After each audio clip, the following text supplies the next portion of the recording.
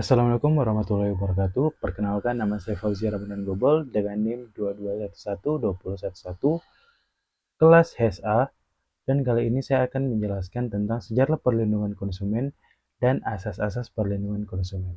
Perlindungan konsumen telah ada sejak zaman kuno, meskipun dalam bentuk yang sederhana.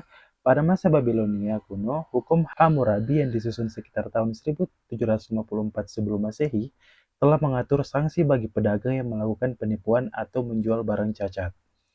Di Romawi kuno dikenal prinsip tanggung jawab utama dalam transaksi ada di tangan pembeli.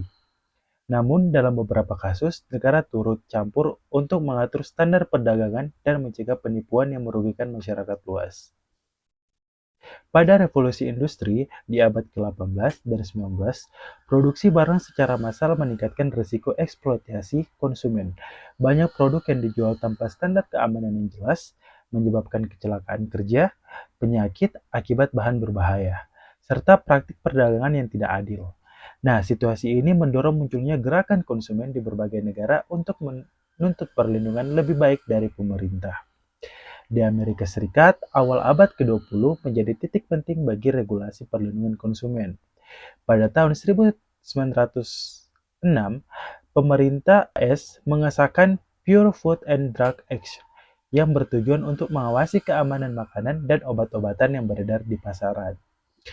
Peraturan ini berkembang lebih lanjut dengan disahkannya Federal Food, Drug and Cosmetic Act pada tahun 1938 yang mewajibkan perusahaan untuk menguji keamanan produk sebelum dijual ke masyarakat.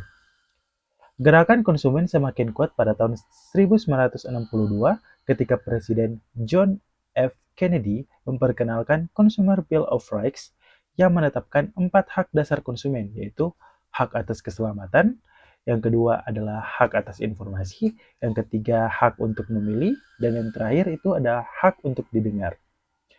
Di Indonesia, kesadaran akan perlindungan konsumen mulai berkembang pada tahun 1980-an, ketika perdagangan semakin terbuka dan banyak produk impor masuk dan ke pasar domestik.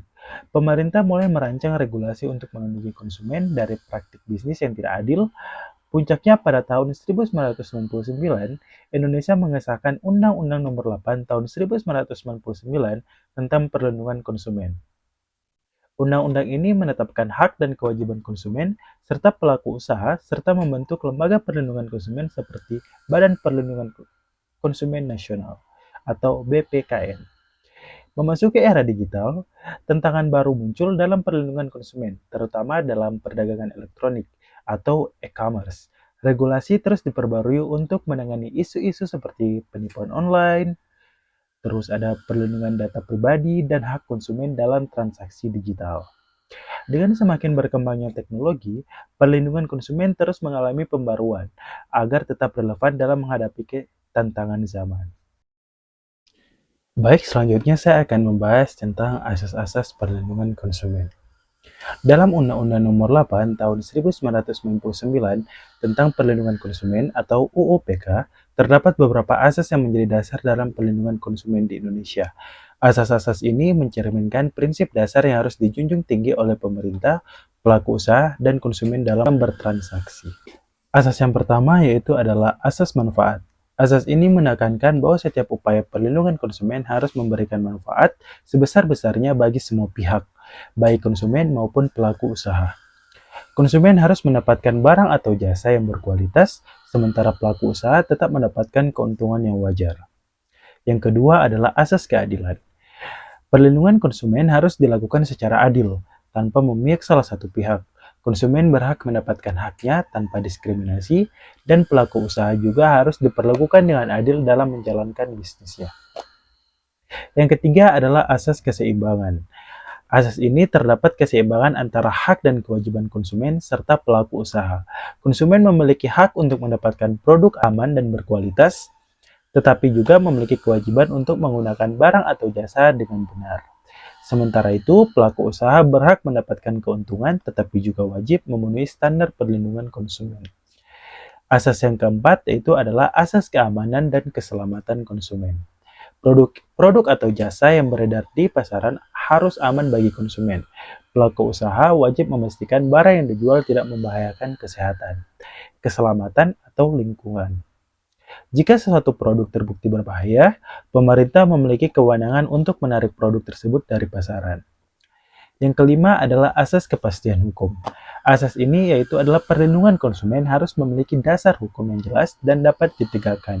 Dengan adanya regulasi yang jelas, baik konsumen maupun pelaku usaha memiliki kepastian dalam melakukan transaksi, serta dapat menyelesaikan sengketa secara hukum jika terjadi pelanggaran.